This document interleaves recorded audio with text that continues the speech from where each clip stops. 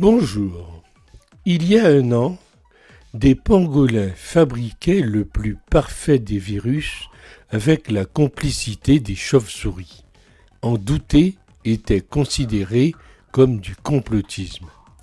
Il y a un an, le 7 mars, alors que le reste de la planète tremblait, alors que l'Italie était déjà au-dessus du seuil critique, le président de la République allait au théâtre et invitait les Français à sortir pendant que sa ministre de la Santé affirmait que contrôler les arrivants de Chine était une mesure qui ne servait à rien.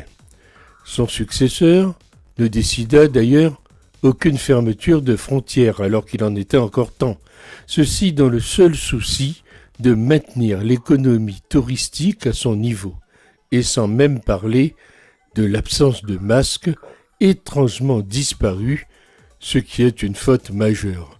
Incompétence et imprévoyance, point d'interrogation.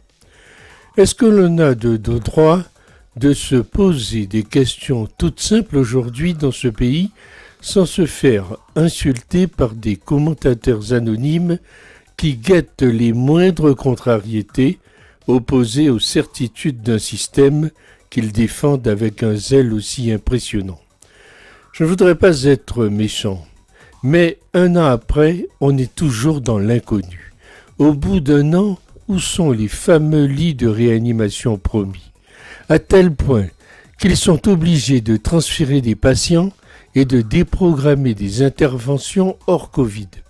Gouverner, c'est prévoir, mais en Macronie, ils naviguent à vue et vont nous faire échouer. Il est temps de s'en apercevoir. La flambée Corona 2020 était le résultat de l'imprévoyance du gouvernement. La décision confinement était une mesure idiote qui a causé la mort de bien des gens.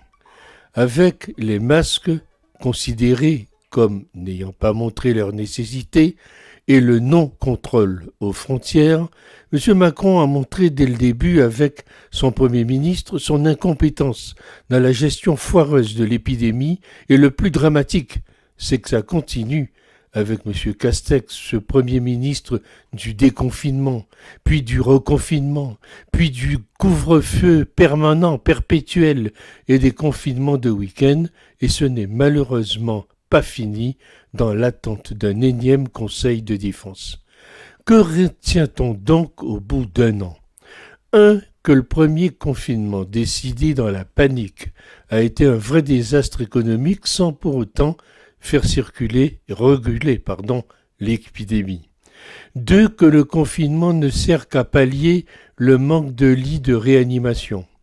3, que nous avons connu des restrictions de liberté, confinement, couvre-feu, limitation des déplacements durant 60% du temps.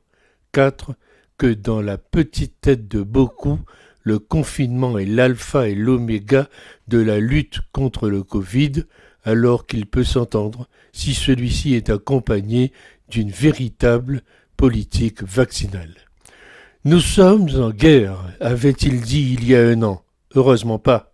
Si c'était une vraie guerre, avec notre inertie administrative et une mauvaise gestion logistique, ça finirait en déroute. L'instauration du confinement et la distanciation physique qui en découle entre producteurs et consommateurs ont eu des effets dévastateurs sur l'activité économique et le commerce mondial. Il est donc indispensable que le vaccin réussisse à faire ce que les confinements successifs n'ont pas réussi. Notre tourisme, notre culture, notre gastronomie, nos biens les plus précieux qui font notre renommée à travers le monde sont à l'arrêt depuis un an. Les chiffres sont encore pires qu'avant. Il faudrait ouvrir les yeux et se réveiller. Nos restrictions sont inefficaces. Cela risque de durer très longtemps.